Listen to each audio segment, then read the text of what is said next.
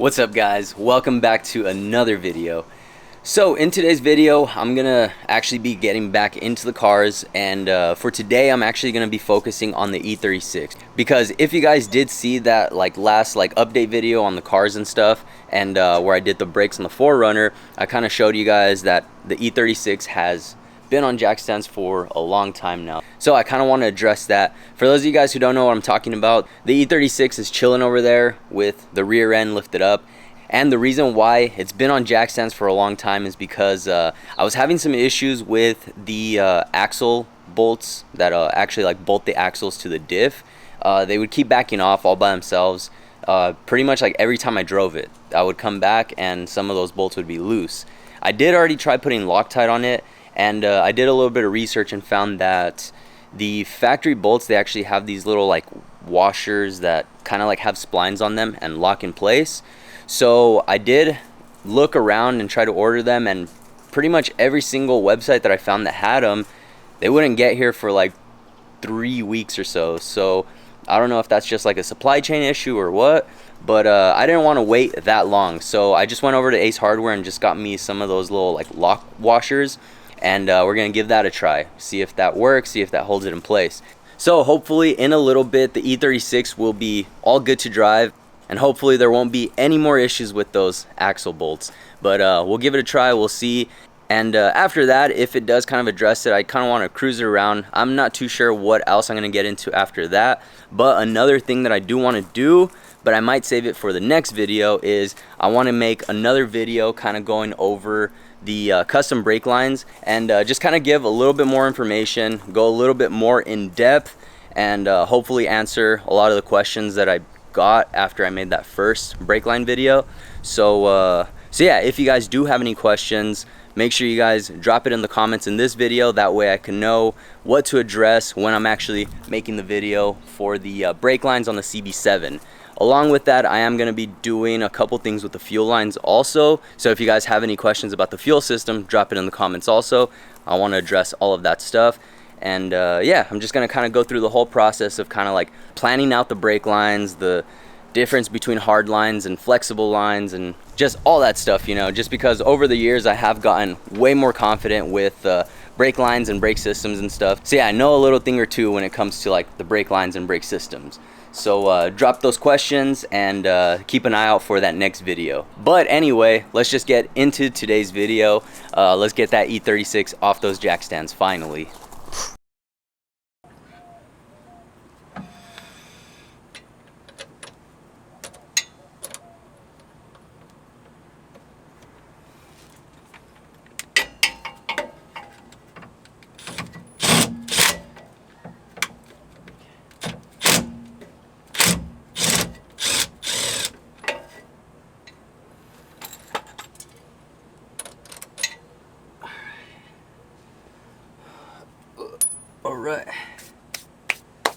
Alright, we got them.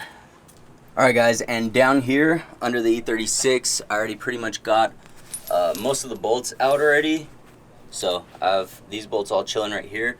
So on the driver's side of the diff, pretty much most of the bolts that I'm using are all aftermarket bolts. And on this side, the passenger, 4 of the bolts are actually factory bolts. And every single factory bolt has been holding up perfectly fine. It hasn't come out, it hasn't backed off or anything. And I think that's because of the little splines that it has on the head of the bolt. So what I mean by that is under the head of the bolt, it actually has these little grooves on it, and those little grooves are actually what lock in place. So if you guys look at the factory bolts, they are inverted Torx, I think, inverted Torx heads. And if you see this thing right in between it, this is that washer that I'm talking about. So the holes on this little washer thing, they actually have little negative splines that kind of lock in place onto the splines on the bolt heads themselves.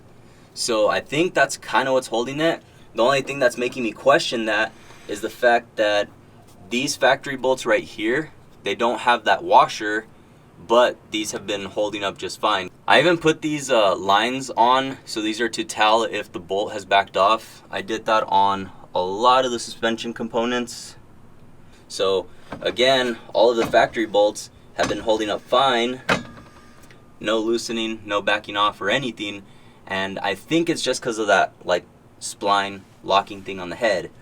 So from here, all of the aftermarket bolts I've been using, all of these bolts, these aftermarket Allen head bolts, I mean, they're flat and everything. And I didn't use any sort of washer. I just put Loctite on them, and that's basically it. So this time around, I am planning on using these guys. I talked about it earlier, but I'm just going to be using these basic little lock washers, and hopefully this holds it in place a little bit better than it has been, because if it continues to back off even after I put these lock washers, then I am going to have to wait for the factory bolts and those factory washers to come in.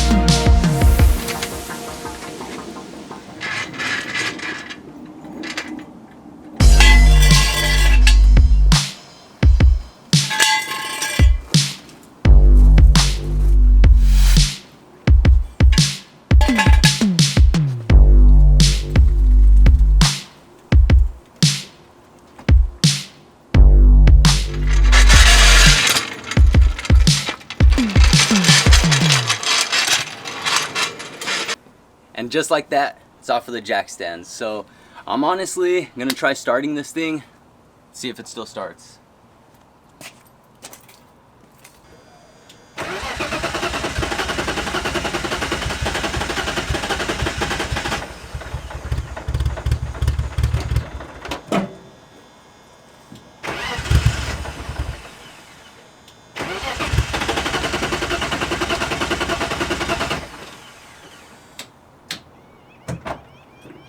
Cool, it's out of gas. Alright guys, as you can see, I finally got the E36 off of those jack stands. So I did get all of the bolts all tightened up. I got the lock washers on the bolts and stuff. And another thing I didn't really mention, but I did go through, and when I took all of the bolts off, I actually sprayed all of the holes down with brake cleaner, just because there was a lot of like residual grease left over from like the boots and stuff. And then I went through, put some thread lock on the bolts, and then put those lock washers on. So I think this time it should be all good. And then I did already go through and try to actually start the car, but it's not starting. The thing for the door handle, this little plastic trim piece for the door handle just broke on me. Super tight. Yeah, it just broke. Awesome. So I did try to start it. I'll try starting it again, but I think it's out of gas right now. So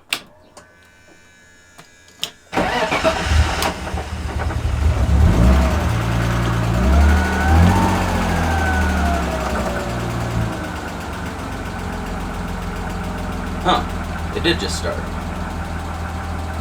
Interesting. Yeah, either way, I think it's running low on gas, because even right now as it's idling, it's kind of idling weird. So So yeah. Alright guys, so I just got back from the gas station and I just got some fuel in the E36 and now it starts like nothing. So let's take a look real quick.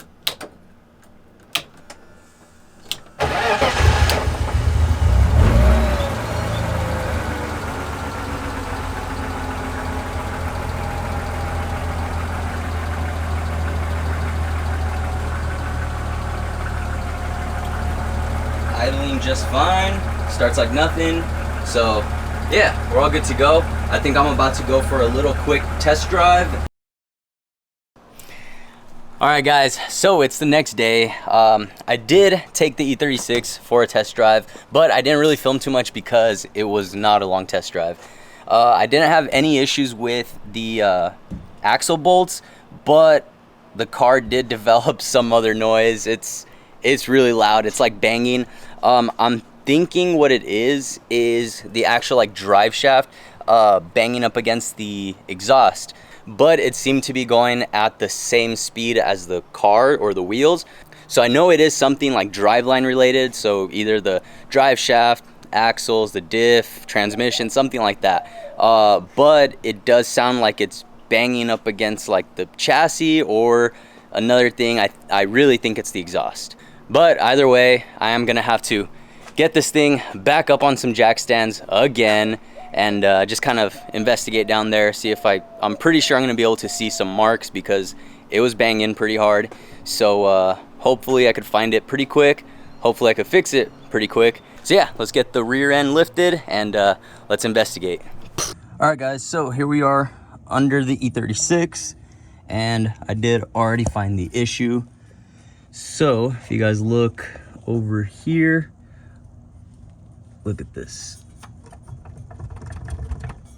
But yeah, that's the front half of the drive shaft.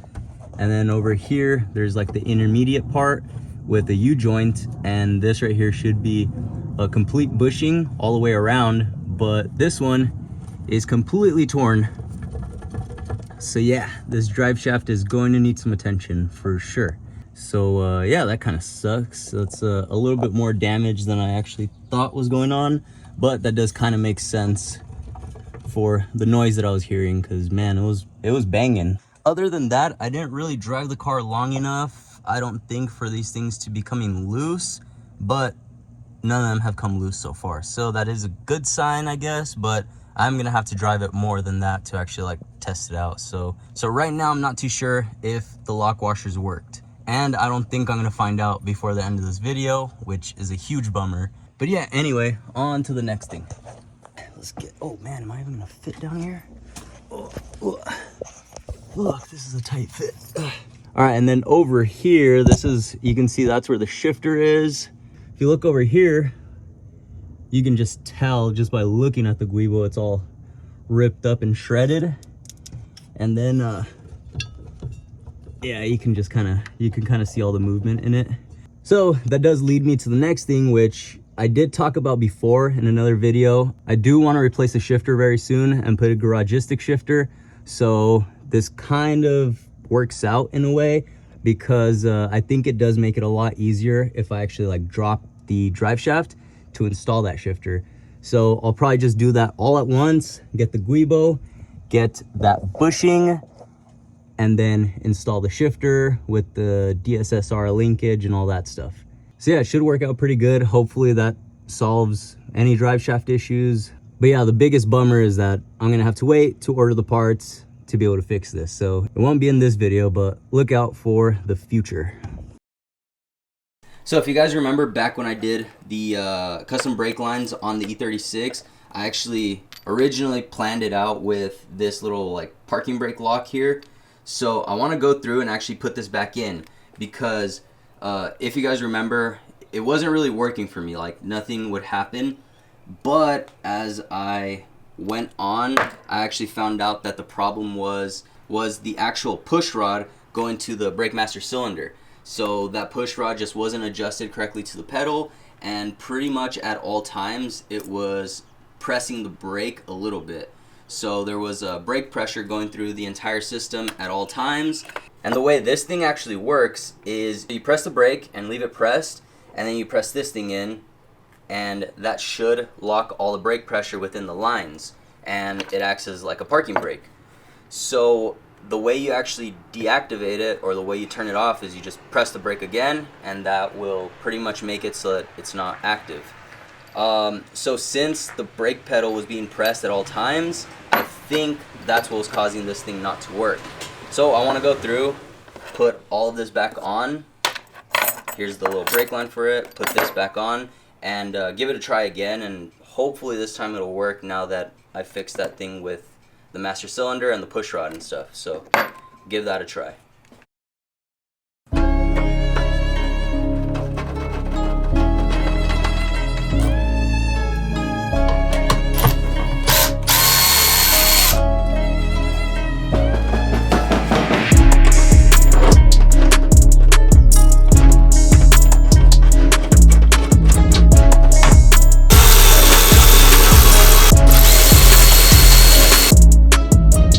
Alright, so these bolts that I'm using are a little too long, so you can kind of see the spacing. You can see that. So I just got these little spacers. Hopefully these things work to just kind of fill out some of the space until I get some shorter bolts.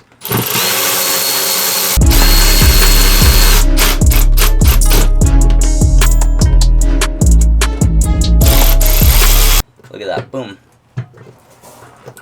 Works. I could press the button, it's mounted on there solidly. So now all I need to do is just pretty much loosen this thing, loosen this one, take this fitting off in between, and then I can get my hard line that I have already bent and just attach it to these, and then this hard line gets attached to that. So yeah, super simple stuff. I'm gonna go ahead and get that done real quick, and then from there I can start bleeding the brakes and test this thing out. Hopefully it works.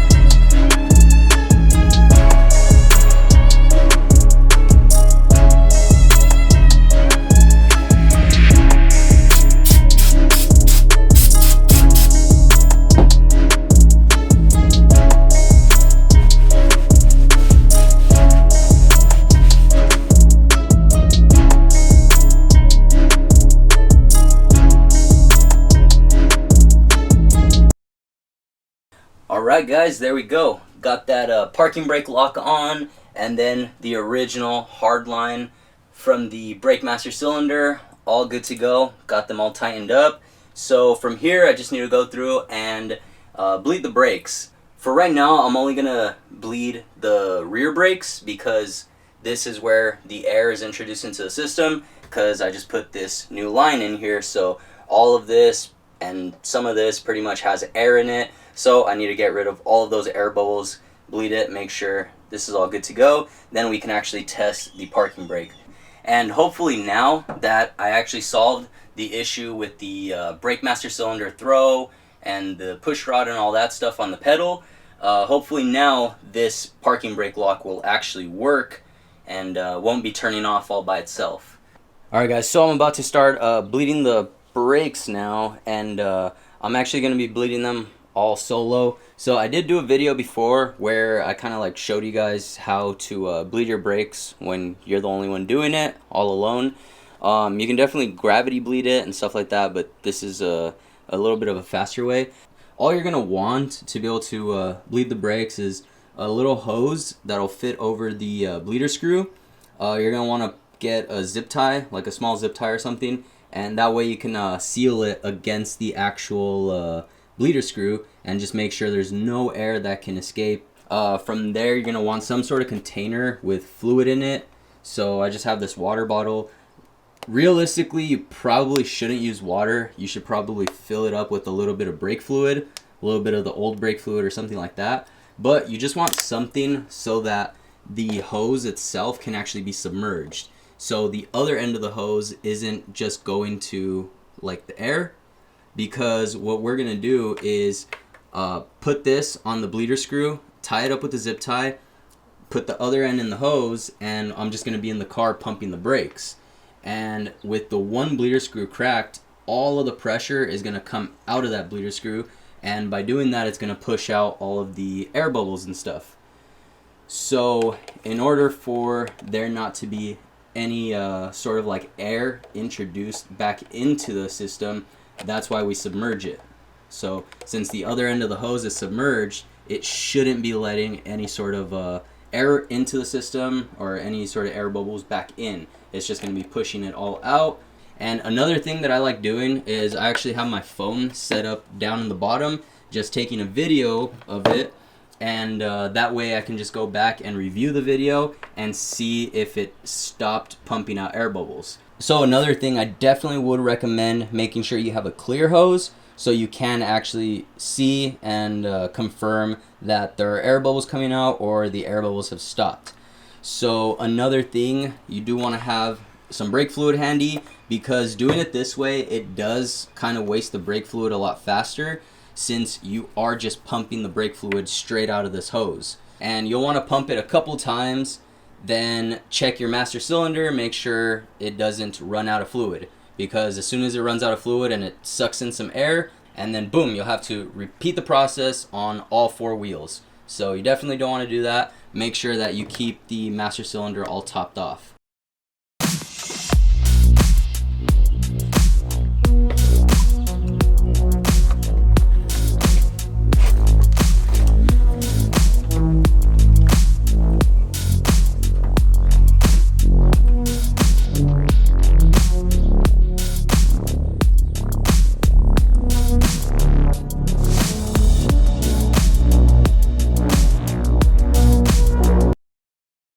Alright, and this is what I'm left with after bleeding the brakes. So you can see that it's obviously a lot more full than it was originally.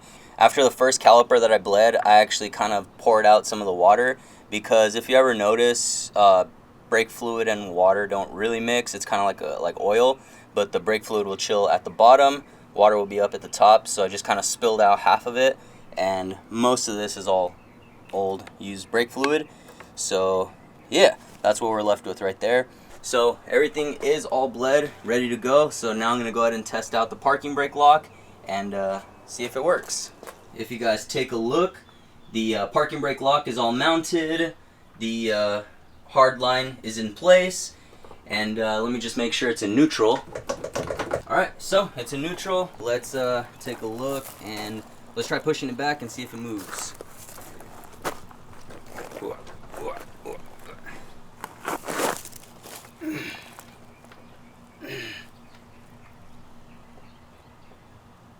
Alright, I think it's working, so that's good to know. So yeah, I just thought that thing was a dud and just didn't work completely. That's why I just kind of took it off, put the line in, and yeah, that was it. So yeah, we're all good to go now. Alright guys, there we go. So I'm going to go ahead and wrap this video up here. So there's not too much going on here. Huge bummer about the whole like drive shaft issue and all that stuff. But overall, I'm pretty stoked that finally I got that parking brake lock to actually work. And now it's back to the original custom hard lines that I bent. So it's looking a little bit better right there. And yeah, we're a little bit closer to being able to actually drive the E36 and be able to like cruise it around, rip it, have some fun. But I just need to fix that whole issue with the drive shaft. And other than that, I think I talked about it in the beginning of the video.